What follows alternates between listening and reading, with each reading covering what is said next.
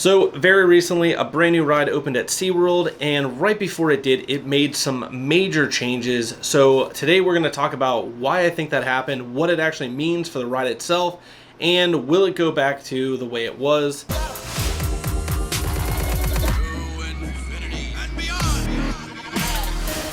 So as you guys may or may not know, SeaWorld opened a brand new ride this year called Icebreaker. So it is currently open, but right before it did open, they made some major changes to the ride. They took the ride from a 48-inch height requirement to a 54-inch height requirement. And that got me thinking about why would they do that, especially since my son Ethan, who is only 49 inches, was able to ride this about 6 times while we were there on the pass holder preview. So I got to thinking, was this ride safe or maybe was it unsafe while we were there? So I went through all of our footage. Now, when we were there, we were able to ride the ride about 6 times, and we have a bunch of different vantage points, being that we had about 7 different GoPros on the ride at any given time. So as I was going through the footage, I was able to spot something that I thought was a little off and very well may be the cause for this height requirement change. So I'm going to show you guys that video, kind of show you what is normal to me and what looks abnormal to me. And then you guys can let me know down in the comments if you think that's definitely a possibility for the change. And then I kind of want to know what you guys think about SeaWorld doing this. Did they make the right decision here or not? So first I want to talk about where this ride kind of fits in the SeaWorld ride lineup. So Icebreaker was never really designed to be a major roller coaster. It was more of a junior coaster right from the start. So Icebreaker kind of sits in that middle ground. So if you look at where the next coaster down from Icebreaker is, you're going to find that it's Grover's Boxcar Derby.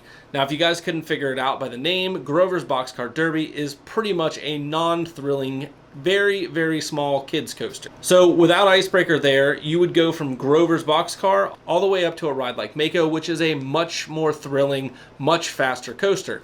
So SeaWorld kind of needed a ride that was in that kind of middle ground, and Icebreaker fit that bill very, very well, especially with that 48-inch height requirement. There are very few rides in that middle ground here, most of which are actually water rides. So having an actual coaster that fit that middle ground at SeaWorld was fantastic. So what made them take the ride from 48 inches to 54 inches? Well, let's talk about that. So if you don't know, the ride vehicle for Icebreaker is actually a ride vehicle that's in place on another ride, and it's actually over at their sister park, Busch Gardens in Tampa Bay. The ride over there called Tigress is a much more intense inverted version of what Icebreaker is. So you could actually say that Icebreaker is kind of a baby version of Tigress. So unfortunately, even though Icebreaker is a smaller, less intense version of that ride, they left the ride vehicles exactly the same with all of the same safety features, including the over-shoulder harnesses that they have on Tigress. Now, Tigress goes inverted, and it actually goes inverted fairly slow, so those collars are actually probably needed on a ride like Tigress. Now, when we move over to Icebreaker that has no inversions and only goes about 55 miles an hour, I think those comfort collars are definitely not needed at that point. And I think this is actually one of the reasons why they had to move the height requirement from 48 inches to 54 inches.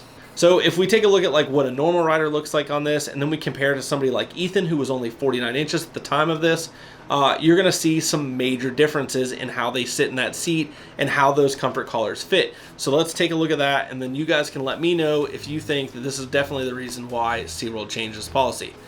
Okay, so now let's look into why I think this is a major issue. So if you look at the two riders here, you're going to see that the comfort collars fit kind of where they're supposed to, right around the shoulder area. You can also see that even though they're 6 feet, the comfort collars aren't super tight on them, and they kind of sit right where you would expect them to sit. So now if we take a look at the clip with Ethan in it, you guys tell me if you can spot the major differences and why this is a potential safety issue.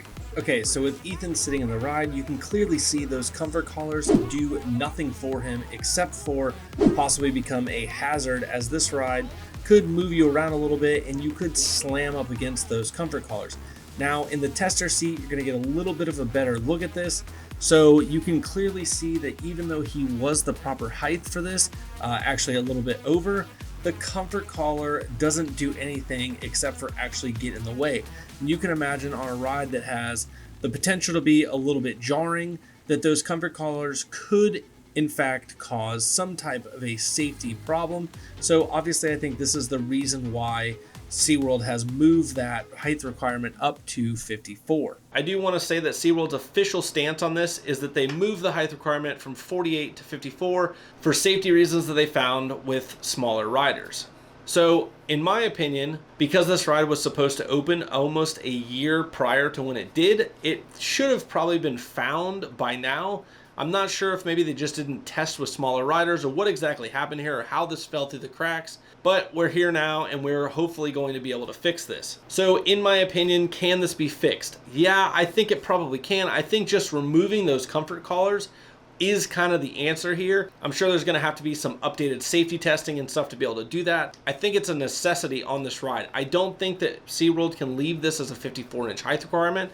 It doesn't fit very well. When you look at somebody that can fit on a ride that's 54 inches, they're going to want to ride Mako, they're going to want to ride Kraken, they're going to want to ride Manta. This is going to be the last ride on the list. Now, somebody that's 48, 49, or maybe 50 inches, this is the first ride on their list, and it's also an amazing ride to get them prepared for rides like Iron Gwazi and even Velocicoaster. Now, Iron Gwazi's height requirement is only 48 inches. It is a roller coaster that does multiple inversions, and it is also the largest and fastest coaster in Florida. Another coaster that is a smaller height requirement than Icebreaker is Velocicoaster.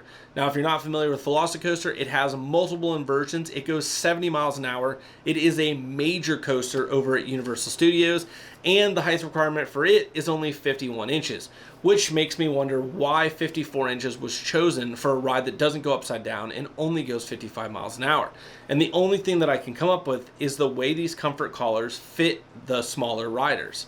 I'm not sure what SeaWorld's going to do to actually fix this. I will definitely keep you guys updated on whatever happens.